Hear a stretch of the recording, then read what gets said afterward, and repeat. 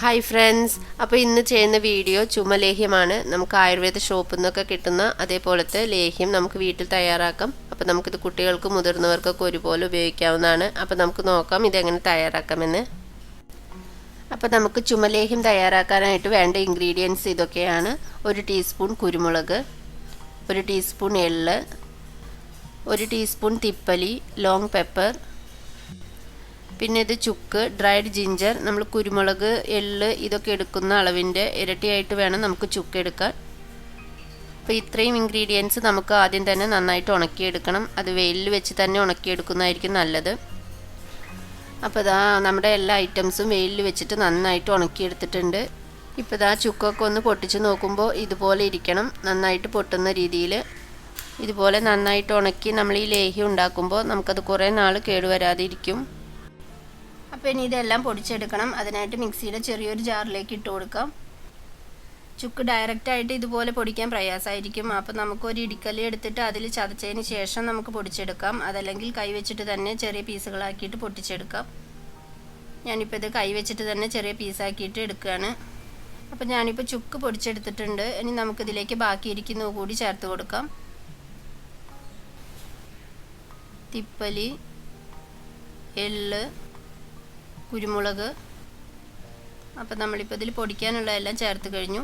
ഇനി ഇതൊരു തരിതരിപ്പോട് കൂടി പൊടിച്ചെടുക്കണം. ഫൈൻ പൗഡറായിട്ട് അരച്ചെടുക്കേണ്ട ആവശ്യമില്ല. അപ്പോൾ ഇതാ ഇതുപോലെ ഇരിക്കണം നമ്മൾ ലേഹ്യം തയ്യാറാക്കുന്നതിനുള്ള കൂട്ട്. ഞാനിപ്പോൾ ഇതൊരു ചെറിയ ക്വാണ്ടിറ്റിയാണ് കാണിക്കുന്നത്. നമുക്ക് ഈ ഒരു അളവിൽ തന്നെ ഉണ്ടാക്കിയാൽ മതിയാവും. ഇനി ഇത് നമുക്ക് വേറൊരു ബൗളിലേക്ക് മാറ്റി കൊടുക്കാം. ഇനി നമുക്കിതിലേക്ക് ചേർത്തി കൊടുക്കേണ്ടത് തേനാണ്. ഇത് നമുക്ക് ഓർഗാനിക് ഹണി അതുപോലെ വാങ്ങാൻ കിട്ടുന്നത് ഉപയോഗിക്കാവും നല്ലത്. ഇതുപോലുള്ള യൂസസിനൊക്കെ നമുക്ക് നല്ല ക്വാളിറ്റിയുള്ള തേൻ തന്നെ ഉപയോഗിക്കാൻ ശ്രദ്ധിക്കണം. ഇനിയിപ്പോൾ തേനില്ലെങ്കിൽ ഇതിന് പകരമായിട്ട് നമുക്ക് ശർക്കര വേണമെങ്കിൽ യൂസ് ചെയ്യാം.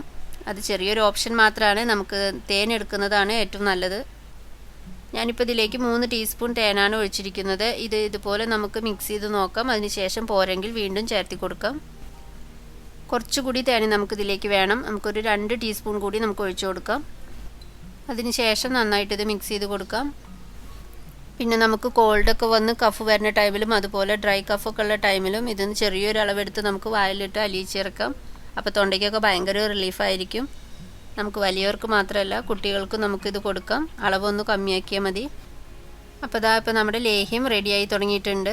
അപ്പോൾ ഈ ഒരു പരുവത്തിലാണ് നമുക്ക് ഇരിക്കേണ്ടത്. നമുക്കിത് തേൻ ഒഴിച്ചു കൊടുക്കുന്ന ടൈമിൽ നമുക്ക് ഇതിൽ പോരെന്ന് തോന്നും. ബട്ട് നമുക്കത് നന്നായിട്ട് മിക്സ് ചെയ്ത് വരുമ്പോൾ നമുക്ക് കറക്റ്റായിട്ട് വരും. ഒരുപാട് തേൻ ആദ്യം തന്നെ എടുത്ത് ഒഴിക്കരുത്. ഇനി നമുക്ക് ഈ ലേഹ്യം എയർടൈറ്റുള്ളൊരു കണ്ടെയ്നറിലാക്കിയിട്ട് സൂക്ഷിക്കാം. നമുക്ക് ഗ്ലാസിൻ്റെ കണ്ടെയ്നർ എടുക്കുന്നതാവും നല്ലത്. ഒരിക്കലും നമ്മളിതൊരു പ്ലാസ്റ്റിക്കിലാക്കി വെക്കരുത്, പ്രത്യേകിച്ച് ഇതൊരു മെഡിസിൻ കൂടിയാവുമ്പോൾ.